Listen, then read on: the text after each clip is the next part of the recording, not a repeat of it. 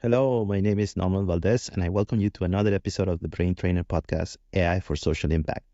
In today's episode, we are thrilled to have Nick Rosa. A seasoned expert in immersive technologies and AI ethics, Nick is the technology innovation lead at Accenture, the author of Understanding the Metaverse, a business and ethical guide. Join us as we dive into Nick's incredible journey from his passion for video games and immersive experiences to his leadership in the Metaverse and AI ethics space.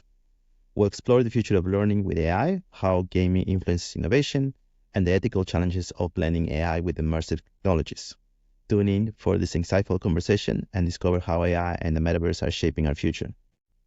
Okay, hello everybody. I see you're here today with Nick Rosa, and as usual, we're gonna get Alex to get started. Yeah, no, we often ask our guests just how they happen to come into the space, and especially given the journey that you've had from music to looking at the metaverse to working within Accenture. I'm just wondering how you landed in looking at AI, and especially as heavy focused you are on ethics in a for-profit space, which is often not typical. That's an excellent question. First of all, thank you so much for having me at your podcast. It's a pleasure being here. So to answer your question, it's been a long journey.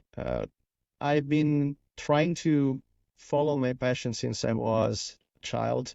I literally wanted to have my first keyboard when I was 7, watching video clips on MTV.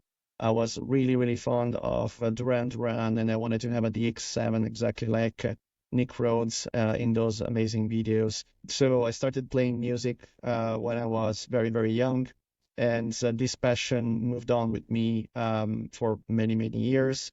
Along with another passion that was the one for digital media and video games. I've been a gamer since I was able to, stand on a arcade machine and see the screen. So when I was at high school, I started reading a lot of magazines about video games. And especially there was one magazine that was really interesting for me that was called The Games Machine. That was at that time the most important magazine of video games and digital entertainment in Italy. And so one day, just, by chance, I had the opportunity to start writing an article for that magazine. And they also had a section related to music. So I started writing both about music and video games on that magazine. It was incredible. Every time going to the news agent and opening the freshly pressed magazine and reading my name and then reading my article and then going through the rest of the magazine was pure magic for me. And I decided to study journalism. This also changed my life. This event of starting to write it for a magazine changed my life because I come from a family of engineers. My father used to design trains. My brother designs turbines and jet propulsion engines. I was supposed to be an engineer as well, related to information technology, but then I decided to go towards more journalism because that's what I wanted to be as an adult. Obviously, life gets in the way, and living as a journalist is not exactly great. And after 3 months, I moved to Milan in order to work full time for this magazine. I had the opportunity to join a video game company as their communication manager at the time. The company was called Infogram, and then became Atari because they acquired Aspro and they inherited the name, this massive legacy name in the video game. The company went well for a couple of years. Then obviously credit crunch started. We're talking about the 9/11 bubble burst. So I'm very old, as you can imagine. So I decided to move back into music. I started producing music full time. I've been a DJ in one of the biggest clubs in Italy for about 3 years. I was resident there, working 6 days out of 7. And I had my own radio show on a national radio network called Radio 101, going every Saturday at 10 o'clock at night. And it's been a great life for about 3 years. Then you realize that you miss, the daylights and your friends and your social life. So I went back first to work as the responsible of all the entertainment area in Yahoo. Then suddenly had this opportunity of moving into this incredible new radio station that they were opening in Italy called Virgin Radio, where basically they needed somebody to take care of all their digital properties. It was great and an amazing adventure. We literally launched one of the most successful music websites in Italy ever, that surpassed many other properties from other radio networks that were really well established many, many years on the market. And then in 2009, Spotify called me, and I moved to London when Spotify was a little bit more than a startup. They were like probably like 6 or 7 people in the office. I was there like the eighth employee, if I'm not mistaken. And that's been super interesting. And during those days, I started helping the team to design the mobile application for premium services because I was managing all the premium services for Spotify at that time in the UK. And the app was one of the perks for premium users. I got super passionate about mobile, and when I had the opportunity to jump on the mobile bandwagon, the iPad was about to be launched in the UK. I've been called by Mobile Interactive Group, that at the time was the biggest mobile agencies of the UK. And I started creating mobile apps, first as a project manager, then as a product manager, and then a head of mobile. I worked in 3 mobile agencies, Net Mobile after Mobile Interactive Group, and then Lost Boys International, which is part of Publicis. And then in 2014, IBM called me because they needed somebody to lead all their digital transformation team for mobile transformation for media and entertainment industry. So it was super straight out to my street. We worked with a lot of very interesting clients, ABC, YLE, El País, El Mundo, traveled all around Europe and the world, being officially trained in digital transformation and user-centric design by Apple, because at the time, IBM had a very strong partnership with Apple for the Apple IBM transformation program for mobile transformation for the enterprise.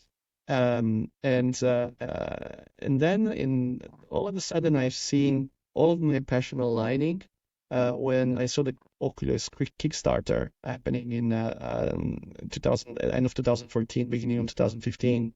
I said, I want to do that. And I started talking with some of the people at IBM. I wanted to launch a VR practice within our team. And unfortunately, it didn't get much traction. I've been able to work briefly in the aerospace and defense department at IBM because there was a need of somebody that knew about immersive technologies at the time. But then Accenture called me to lead all their immersive technology business in 2017. And I decided for Europe, and I decided, okay, this is the great opportunity for me. And I moved to Accenture, and I'm still here. So it seems that I found a really good home, a new home. I happily led the extended reality dev Metaverse team for Europe for about 7 years. And last year, I decided to change team and work as technology innovation lead for Europe in the innovation practice at Accenture. And obviously, I'm leading everything that is technology related as in the field of innovation. So all the technology related offerings. I'm talking about quantum computing. I'm talking about immersive technologies and extended reality. But in particular, recently, generative AI. We recently opened the generative AI studio in Milan that I'm directing at the moment. It's a generative AI studio squarely focused on consumer products and retail. So this is my new home, and it's obviously a natural extension for everything I've done before. In 2022, I also wrote a book called Understanding the Metaverse, a Business and Ethical Guide, where I was exploring all the different bits and pieces of the infrastructure of the metaverse. And obviously, during the research that I've done for the book, there is a full chapter related to AI, and generative AI is a key component for the infrastructure of the metaverse, a key layer of this infrastructure of the future, this internet of the future that we call the metaverse. So now here I am, and we're about also to launch a new podcast. As you can see, it's written under my name. It's called the AFC Podcast. It is going to be available from the end of September 2024 forward. So much to pick up on everything you said, but I'm going to start from the beginning. And as I told you, you and I have a lot of common. I also a big time video gamer. My first console was also the Atari. And then move on to Nintendo and PlayStation. Yeah, everything, right? So as I grew up, I always, been playing all these games, and I consider to be very good at some of these games. And I think the perception growing up has been like when I tell people that I play games, it's like, what does it take you? Like, what is the use of you playing these games? Like, somebody might say like you kind of wasting your life playing video games. But not very long ago, I actually wrote an article where I was just talking about how I actually think my exposure to video games has actually taught me quite a bit as a professional. Because if anything, as you very well know, I think there was a time where the video gamers were very fascination of, building their own machines where you can put together CPUs, and Alex knows this too, like graphic cards, video cards, and like the first exposures to like what is a GPU, a graphical processing unit, what is a GPU, and now GPUs are at the center, at the front face of like AI, like GPUs are the processors that are driving these technologies. Like, hey, because of my video game craze as a kid, and I still do, I learned so much about this technology. And so, those people that told me like, oh, it was just useless, just wasting so many hours in front of that, playing that, like, where did it take you? Can you like just comment on that? Because I feel that as I also, like, as a professional, for a time, I actually didn't even want to say it to my colleagues that I'm a gamer. But now I feel like I come out now. I was like, I'm a gamer and I'm proud of it because I learned so much of it. And now I'm using that knowledge in this AI world that we're living in, because like you very well know, there's some relationships and there's so humongous opportunities. Can you speak about like maybe a potential resistance or views that people may have had about the thinking about gaming, knowledge about gaming, and just video games in the concept of something great, something good? Well, I think that's the perception of gamers shifted dramatically in the last few years. Gaming is mass market. Everyone is a gamer right now. Gaming, let's not forget, that is bringing more money than all the other digital entertainment form of digital entertainment combined, including movies and music and everything else. It's important to understand that playing and the act of entertaining yourself with something that's it's related to action and reaction, analysis of the situation, even stimuli from an audiovisual perspective. It's extremely important in the early years when you're creating your brain, because it creates new neural connections. And obviously this keeps your brain working. I don't know if you haven't tried games like Portal or Talos Principle. Those games require a lot of thinking, and it's a great way, first of all, to escape reality and to maybe de-stress from our everyday life. But it's also great to stimulate your critical thinking and your vision and understanding of the world, and think a little bit also out of the box. When it comes to my personal story, I owe probably 80% of my career to my passion for gaming. This is because, first of all, video games taught me how to speak English.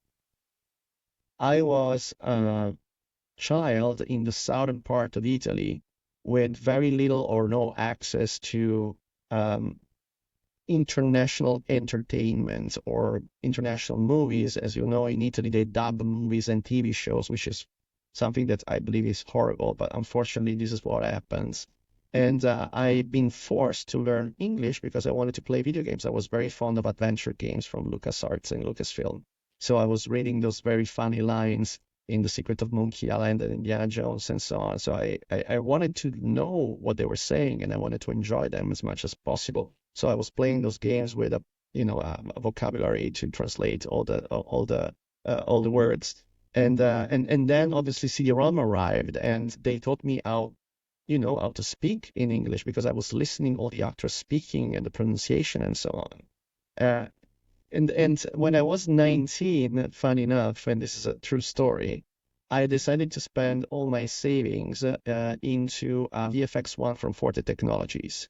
which was one of the first early commercially available virtual reality headsets, was a 3 degrees of freedom, had a pop that was also 3 degrees of freedom, and was supposed to be connected to a video card through a VESA connector. So had a separate video card that was connected to the main video card of my computer. And this taught me about virtual reality, immersion, also about motion sickness, because as you can imagine, that kind of headset wasn't exactly comfortable. Yeah, I imagine like now I use the Meta Quest 2, and I've been using it. I had it, and there was a little bit, but like I can only imagine like the beginning. It must have been like so brutal, the sickness there. Yeah, but that's nowadays the headsets are so much better. The Meta Quest 3 is such a perfect device. It's unbelievable what they've been able to crank into that little device at such a little price as well. I think that is the perfect entry point for everybody that wants to get close to immersive technologies. But going back to the topic that she was saying before, gaming is also narrative escapism. There are some incredible stories in the gaming industry. I mean, I don't know if you played the first God of War. There are stories that are au pair to the best stories that Hollywood can tell, and it is getting better and better. Think about the hype that surrounds the new GTA 6. I'm pretty sure that game is probably gonna earn way more money than any of the Avengers movies that have been launched to date. So it's incredible the amount of eyeballs and attention, and also how much the video games are part of our everyday culture and everyday life. You can find video game references also in TV shows or, for example, in advertising. So I think that's the view of gamers and people that work with technologies shifted quite a bit from nerds to cool people that are on the fringe of what's happening in the world. I like that. And just building on what you said a little bit earlier, is that it builds up the curiosity. It's a tool both on the entertainment side, but it's actually inviting in curiosity and skills that we need. And we have had on previous on the podcast, Riz Vizier, that where we talked about education and the opportunity for AI to disrupt as it's naturally disrupting education. But how can we look at it in a positive way that it's disrupting education to invite more critical thinking, curiosity, and creativity? And especially since you are focused on both AI and the metaverse, how do you see the opportunity to really invite that opportunity to revisit what does education mean? Okay, there's so much stuff to unpack in this question. I spent about 4 years of my 7-year stint as the XR lead at Accenture, developing the offering of immersive learning. So I'm very close to the topic, as you can imagine. Experiential learning is probably the best way to learn something. We tend to remember up to 50% of what we hear and what we see after 2 weeks that we've seen it, like YouTube videos. And if you check YouTube right now, 50% of all the searches that are made on YouTube are how-to videos. This makes YouTube probably the largest repository of knowledge and manuals that there is on Earth, okay? And people are going there when they have to do something because it's so easy to see, understand, and do. Imagine what it will mean for people that will have access worldwide to ways of learning how to do things in an immersive way, how to change a tire, or how to fix a roof of a house, or how to, change a pipe, or fix a washing machine, or doing even more dangerous stuff. The learning by doing is able to increment stickiness of information up to 75% when compared to normal ways of learning. Okay, and there are studies from Stanford universities that certify this, and you can search immersive learning Stanford University studies, and you can find all the details about this paper. The way that we learn in our brain evolved through thousands of years to remember things in space. We are very bad at remembering maps and 2D information, but we are great to remember where is our closest source of food, where is our closest shelter, where is our home, where are our mates. where's the place where I'm supposed to go to work and stuff like that. This is because our brain evolved in this way. And I'm not sure if you're familiar with some of the memorization techniques that are used by poker players at Las Vegas, like Memory Palace.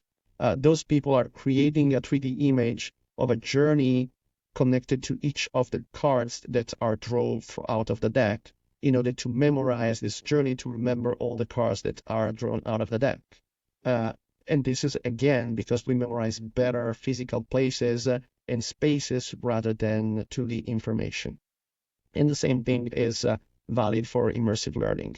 Being immersed stimulates not only the muscle memory and the dexterity of a person, but also stimulates the immersiveness from an emotional perspective of doing some certain things. There are hospitals and there are institutions right now that are using immersive technology, for example, to treat phobias like arachnophobias or phobia of flying. Because being used to being in a controlled environment where your phobia is helps you to overcome those specific kind of issues. Now, where is AI kicking into this formula that we have of immersive learning? AI kicks in from multiple perspectives.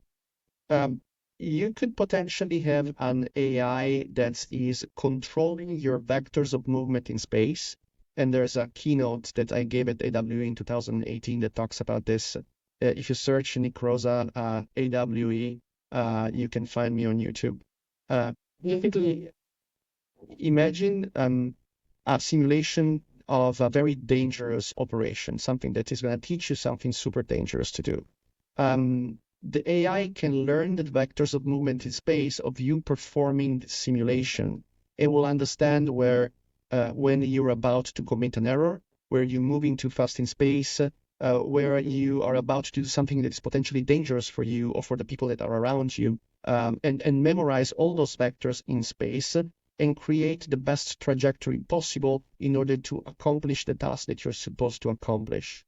Once you have all those data in a simulated world, what you can do is to create agents that also not only can guide you into the application itself and can tell you that you're moving too fast or too slow inside the simulation, but can do exactly the same thing also in the real world. So when people are on site and working in the real environment, could wear potentially AR glasses, and everything is tracked, their hands, their position, their movement, and how they manipulate the object.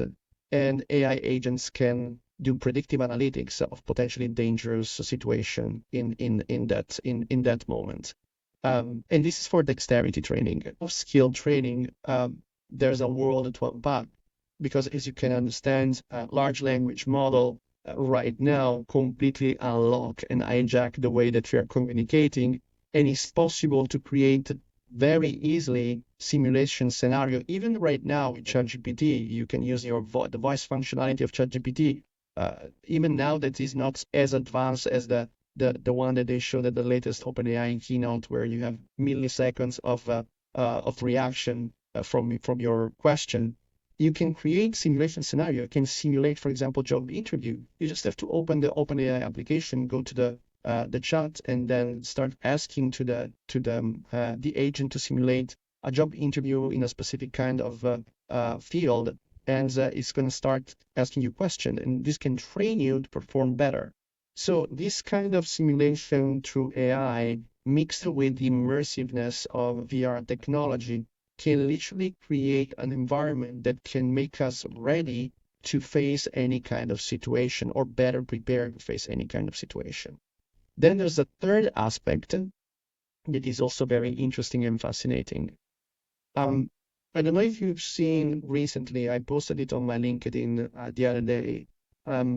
Some researchers have been able to create a version of Doom that was completely generated by a stable diffusion system, based on stable diffusion 1.4, that was running at 20 frames per second. The system has been trained in two ways. The first one, there's been an agent that has been trained on how to play Doom and how to win at Doom. Another agent was looking at the screen of this on a normal computer, obviously I'm talking about. Another agent was looking at the screen of what the first agent was doing and monitoring the action of the initial agent on the keyboard and the mouse, and basically learn what any action has as a reaction from a graphical standpoint whenever the first agent was moving a button or moving the mouse. The first agent was trying to kill an enemy, and the fireball was going through the screen. It was going to hit the enemy, and then was exploding on the enemy, killing the enemy. So the system learned action reaction based on previous frames and action from the keyboard, interaction with keyboard and mouse. Now, obviously, this is far into the future, but this kind of technology is already here. And instead of having a keyboard and a mouse and an agent that is using this to play Doom, you can have a simulated VR headset and controllers to play or interact with any kind of simulation. And at that point, what happens is that the system can learn how to programmatically generate and hallucinate images on demand in front of the user.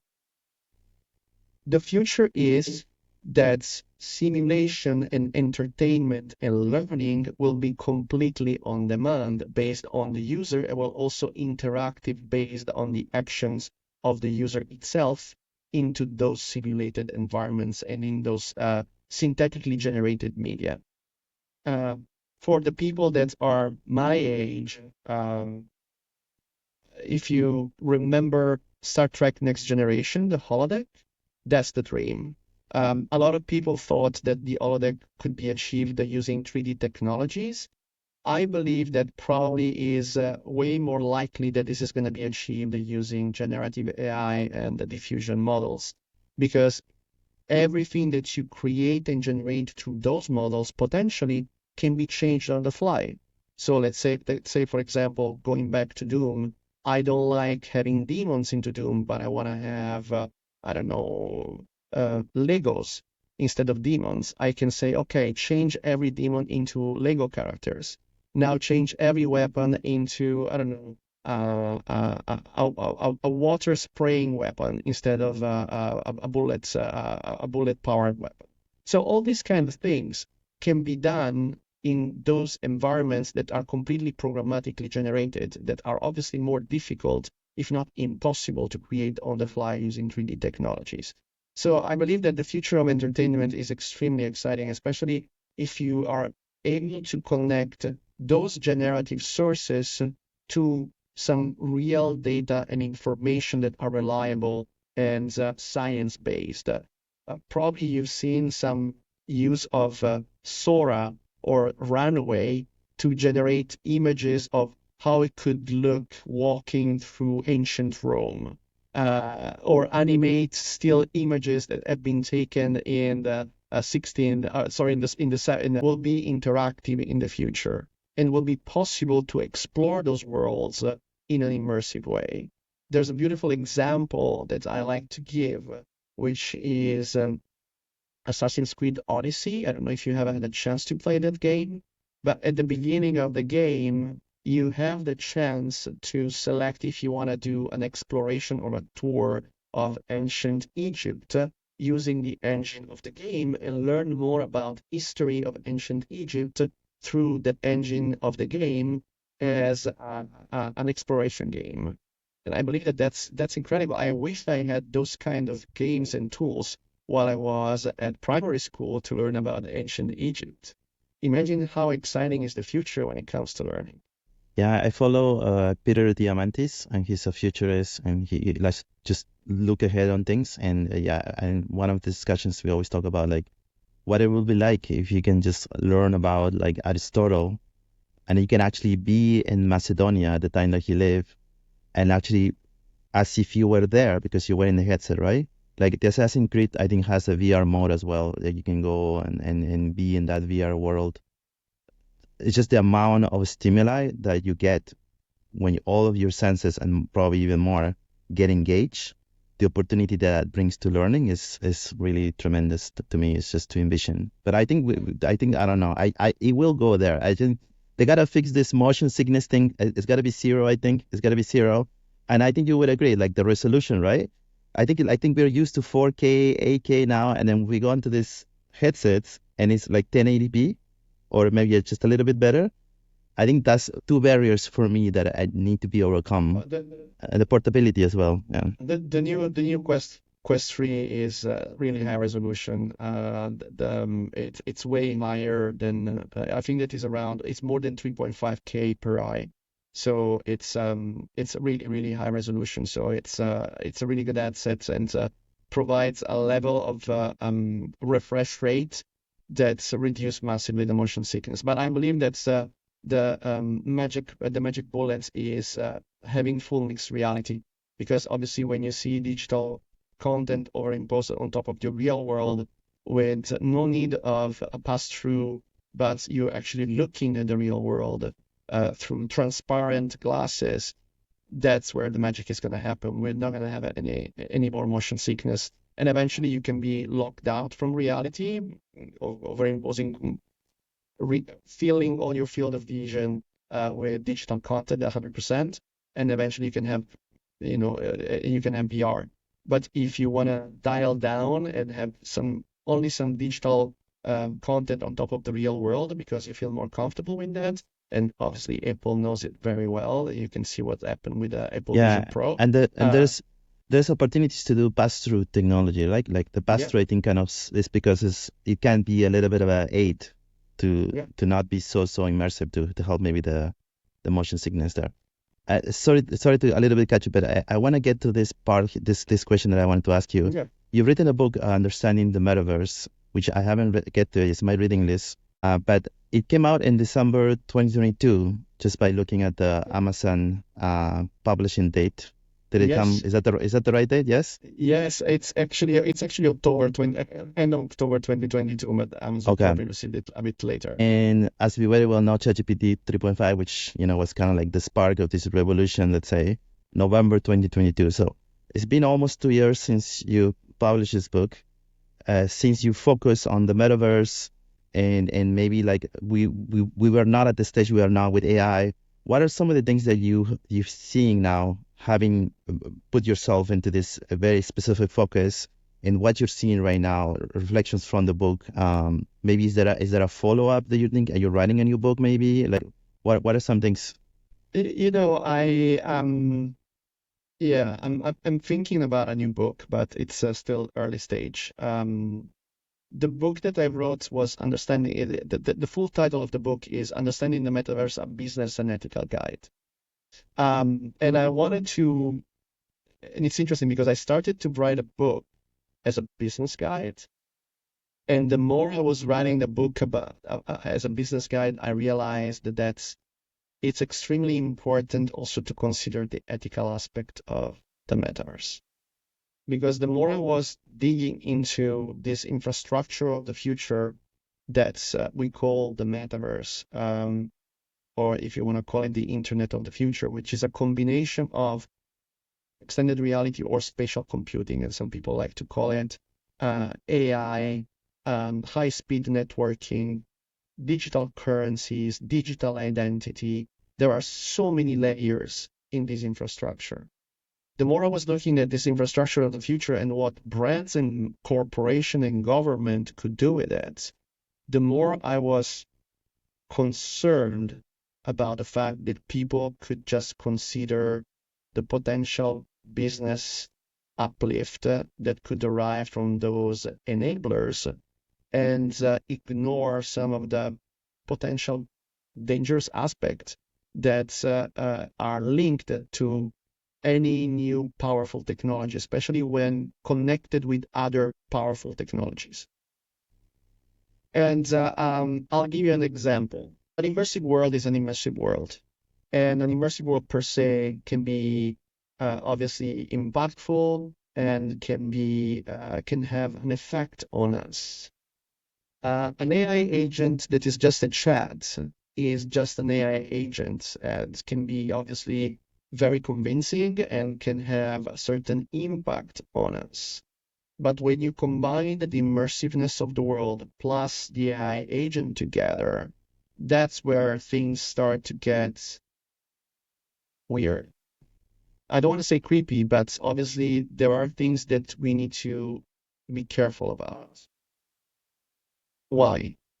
Because if we meet somebody into a 3D platform in an immersive fashion, and we start talking with this person, and this person knows a lot of our passions and is very passionate about music that we like and the football team that we support and likes to go on holiday in the same places that we like and does the same sports and likes to go snowboarding or skiing or kite surfing as we do and then starts talking about things in life and is so incredibly engaging and then at a certain point starts talking about how good is the new car that he purchased. How can we know that this agent is not trying to, it's not a digital agent, this character that we met is not a digital agent that is trying to sell us his car, the kind of car that he purchased, okay? And this is one of the aspects. And agents like this can try to sell us a car, can try to sell us a house, or can try to sell us a political idea, right? There's another aspect. Graphics is becoming more and more sophisticated, and glasses are arriving. In October, Meta is going to present their own version of a mixed reality headsets, and technologies and lenses are miniaturizing every year.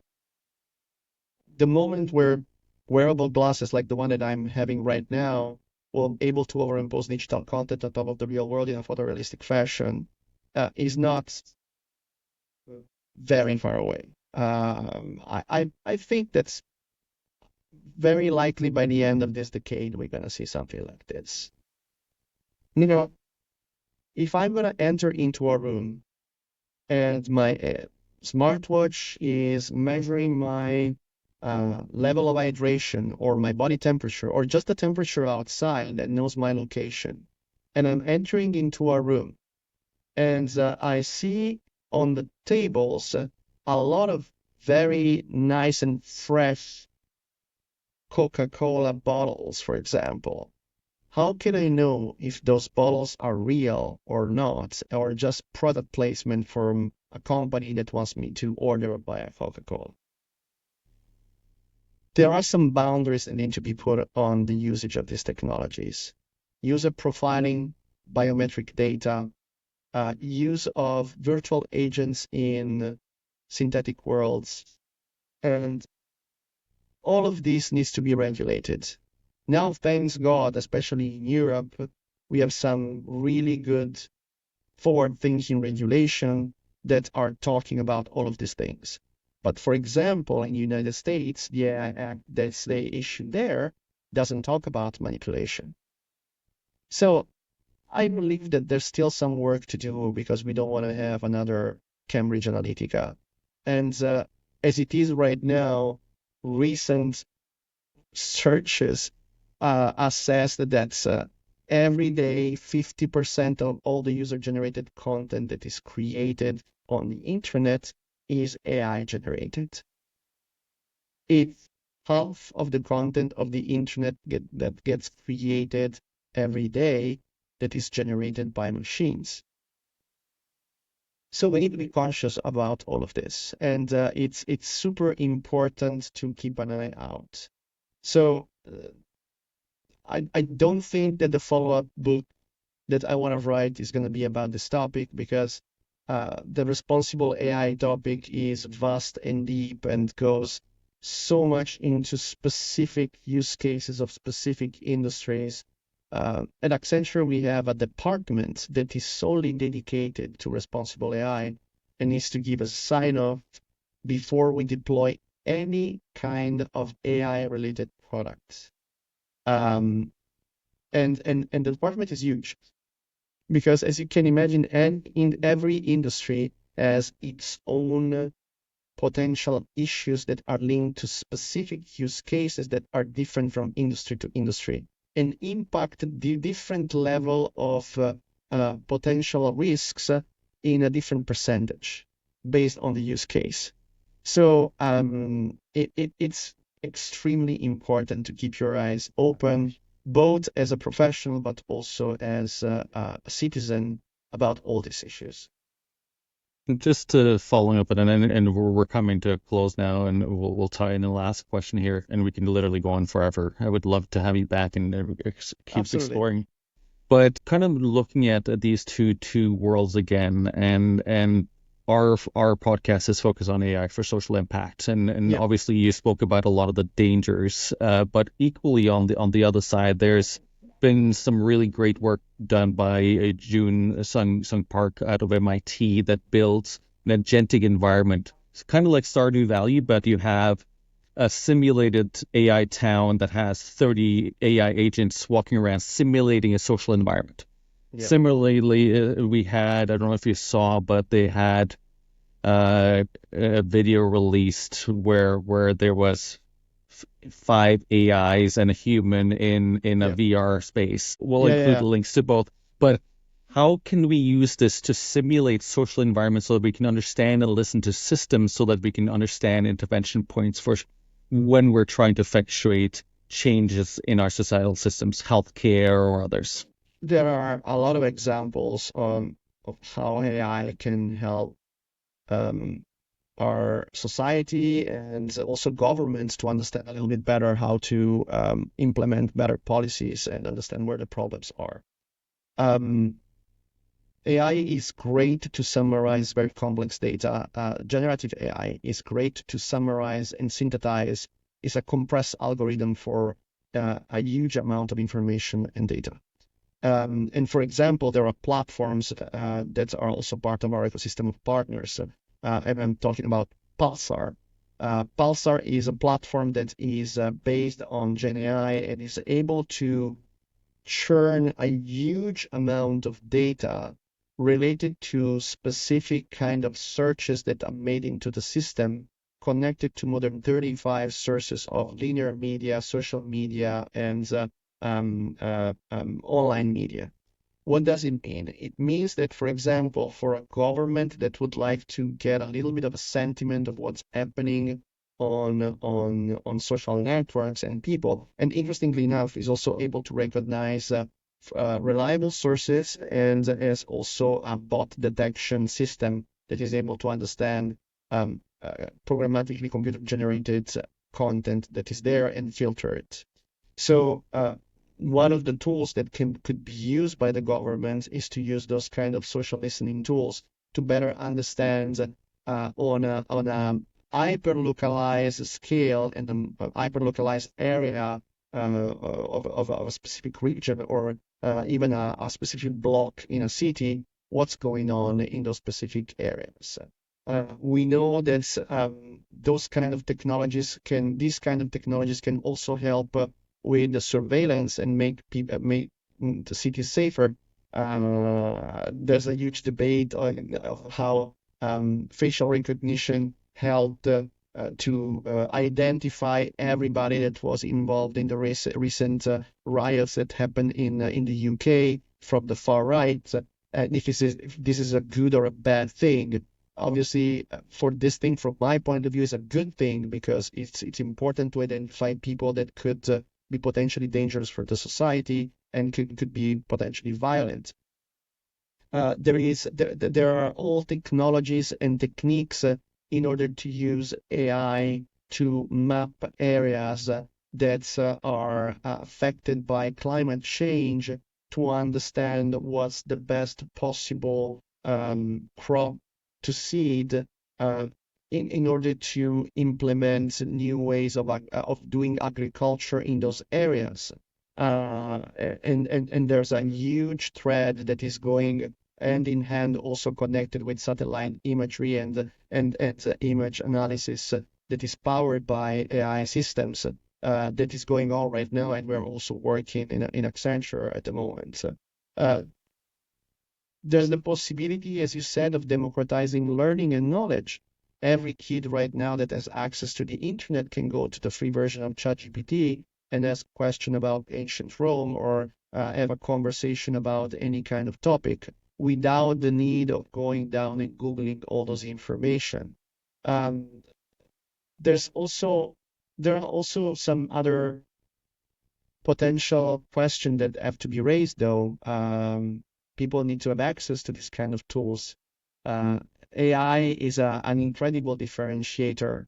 Um, there's Steve Jobs said that a computer was a bicycle for the mind. AI is a rocket for the mind.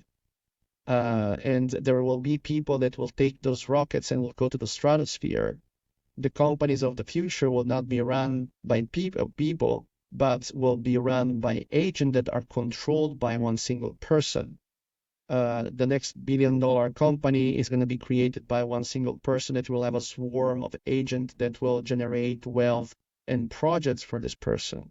There is a very interesting talk by Eric Schmidt that has been the CEO of Google that talks about the next 5 years and how they're going to change completely the perception of how to run a business and how to create a business, thanks to the impact of agents that will be able to interact with each other. So access to wealth and access to success will be democratized thanks to the enablement of AI, but access to those enabling tools will have to be democratized by governments that will need to provide access to those tools as a human right. Right now, basically in the first world countries, internet is as important as water and electricity. So you cannot live without internet in your home. And the same thing should happen in all the other countries, third world countries in particular. So I think that's what we're going to see in the next 5 to 10 years, including the potential arrival of artificial general intelligence, which is very likely to arrive in the next 10 years, according also to Ray Kurzweil, is going to be immense to our society. How the society, in terms of changes and disruption. And there is a huge potential for good, but there's also a big danger that this good will only arrive to those people that will be able to access this kind of tools and technology. And it's a duty as citizens, but also as professionals in operating in this field and this technology to ensure that our voice will be heard when we demand democratization of this technology. Yes, and we can talk a long time. I have a lot of questions that I would like to ask you. I've been playing around with the character AI. I don't know if you had a chance, but like they create these characters and avatars, and one of them that I play a lot with is Alan Watts, actually, who's a philosopher, British philosopher, and talk about Zen Buddhism, Taoism, and I like to unpack things about my own life. That's quite interesting. And then the other thing is the AGI. I don't know if you know this paper called Situational Awareness that Leopold Aschenbrenner, who was a formerly worked at OpenAI, wrote, and he predicts, or he thinks, among with other people, that 2027 it will be like a big year, like AGI year, most at least as how they're looking at it. Yeah, but we have to close, unfortunately. I can talk a long time. I just want to thank you so much for sitting with us, talking about these great topics. As I say to you, like we have a lot in common, so I have many things that I would have gone into, but we don't have time. But I like to just give you the space to maybe talk about anything that you would like to share with our audience. As we saw, we have your own podcast, the AI Chef. Maybe you want to share about that. Anything that you would like to share with our audience as we close up. Yeah, so first of all, thank you so much again for having me. It's been a really good conversation. As you've seen, I liked talking about this topic. Is very close to my heart and it's very intellectually stimulating for me. So about the things that I want to talk about. So if you're interested about all of the things that I discussed until now, there are many keynotes that are available on the internet, on YouTube. You can just go on YouTube and search for Nick Rosa, and you will find some of the keynotes that are covering some of the topics that we discussed today. You can check my podcast, The Field of View. There are 2 seasons. We interviewed incredible people from Alvin Grayling to Tom Furness, all the pioneers in the field of immersive technologies. We also talk with people from companies like LucasArts, Lucasfilm, about immersive experiences. So if you're passionate about VR and extended reality, don't miss that podcast. Is available on YouTube and also on all the other streaming platforms, including Spotify and Apple Podcast. And also, don't miss the AI Shift podcast that is going to be available on all the major audio streaming and video streaming platforms by the end of September 2024. We're going to have a fantastic first guest that is going to talk about his new book. And again, thank you so much for having me on this podcast, Alex. And Normal has been great. And also, everybody, of course, go and get Nick's book on the Metaverse. As I also think it's probably the future of where we will be heading at some point. So good to get those reflections. And yeah, we will share links to all of your projects. Thanks again. I think we would like to have you again at some future. And everybody listening, thank you for listening, and follow us, subscribe, and keep us to date with future presenters that we'll be having. Thank you, everybody. Thank you very much.